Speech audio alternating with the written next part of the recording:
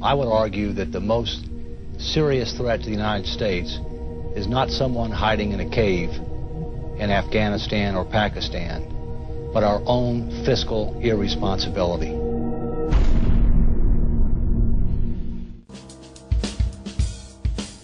$8.7 trillion. Just how much money is that? With a number this large, it helps to compare it to the overall size of America's economy, what economists call the gross domestic product, or GDP. In February 2007, when our federal debt was $8.7 trillion, our GDP was around $13.5 trillion. That meant that our federal debt was about 64% of our GDP. This level of debt to GDP is not the real problem. It's where we're headed that matters, and it's projected to get much worse in the future. In addition, as you'll find out soon, this $8.7 trillion number is only a fraction of our nation's total fiscal challenge. America faces 4 serious deficits today. The first is a budget deficit. The second is a savings deficit. The third is a balance of payments deficit, of which the trade deficit is a subset. And the fourth, and most serious of all, is a leadership deficit. How can this be happening to the richest country in the world? Well, we've lost our way, quite frankly. Let me tell you how we got to where we are.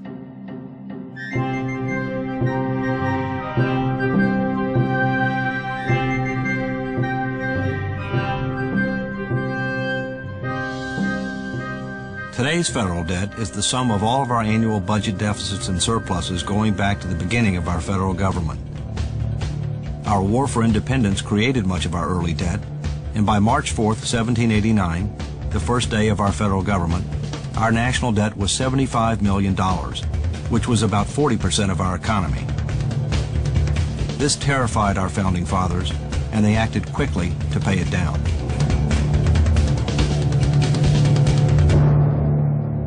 We didn't stay there for long. The Civil War not only had a huge human cost, it brought the United States to the brink of bankruptcy. However, like before, we paid our debt down quickly. In 1913, the Federal Reserve System was created to help manage the nation's money supply and to oversee national banks. That year was also the birth of the modern income tax.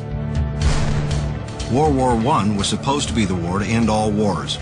Several years later, the Great Depression brought with it extreme economic hardship for millions of Americans. This Social Security measure gives at least some protection to 30 million of our citizens. It is insurance that you and your employer have bought and paid for. World War II was a time of sacrifice, and while the government took on unprecedented levels of debt, Americans bought savings bonds to finance our winning the war. And now, ladies and gentlemen, Mr. Humphrey Bogart. Our fighting men have just won history's greatest victory for freedom. Buy bonds for their future and for your own future. We've got another bond to buy. It's official. It's all over. It's total victory. High military spending in the 1960s and 70s, on top of new medical social insurance schemes, Medicare and Medicaid, resulted in massive public spending and contributed to a major economic downturn in the 70s. Then came a different approach. It's morning again in America. Reaganomics. Significant tax cuts were meant to bring higher economic growth and more tax revenue. Let me just give you a difference that I have with Governor Reagan on taxes. It is what I call a voodoo economic policy.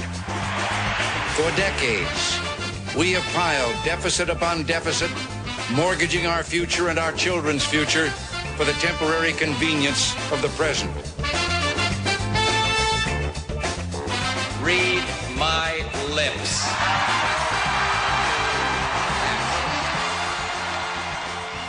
But the federal debt exploded in the 1980s, right back up to nearly 2/3 of GDP.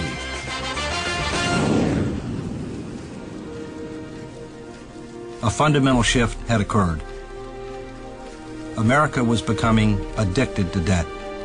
Never before in our history had so much debt been created during an era of relative peace and prosperity. Yes, the Cold War ended, but it came at an extremely high price. and people from across the political spectrum were becoming very alarmed.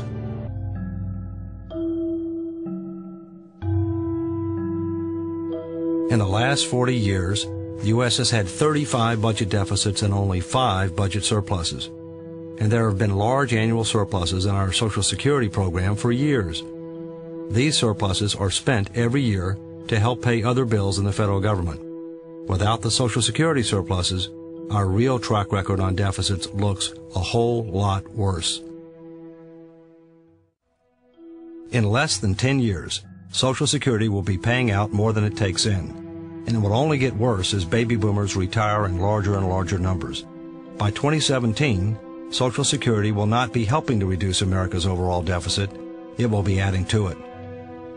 Rising health care costs for over 65s and other federal spending that lies ahead will only make this situation worse.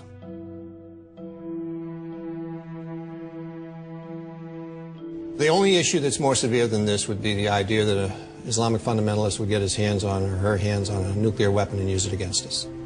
Beyond that, there's nothing that's more severe than this. This issue represents the potential fiscal meltdown of this nation, and it absolutely guarantees, if it's not addressed, that our children will have less of a quality of life than we've had. Our federal financial problem is worse today than it was in 1992, but back then the media, business leaders, along with Ross Perot and Paul Tsongas, made fiscal responsibility a key issue during the presidential campaign. The country woke up, recognized the challenge, and demanded change.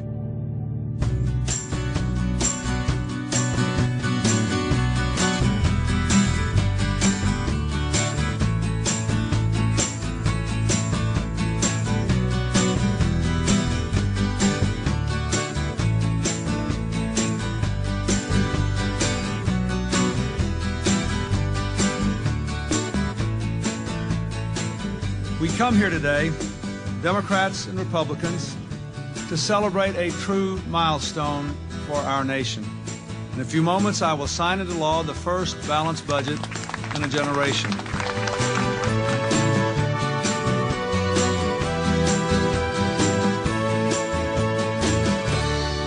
I left Treasury in July of 1999. In 1998, the federal government of the United States had a fiscal surplus for the first time in, roughly speaking, 30 years. And the projections forward, based on the fiscal policies then in place, were for continued surpluses for long, long into the future. And I thought that what had happened, well, I don't actually, I'm going to say what I thought. What had happened was that a political coalescence had occurred or had developed around maintaining fiscal discipline, which is a very difficult thing to do politically because it requires spending constraint and adequate revenues. And I thought we were on that track. It happened this week, something few of us thought we'd ever see. The national debt clock was turned off at noon last Thursday, having outlived its purpose. While the national debt has hardly disappeared, it stands somewhere in the $5 trillion range, it is slowly winding down, having dropped by over $100 billion since the first of the year.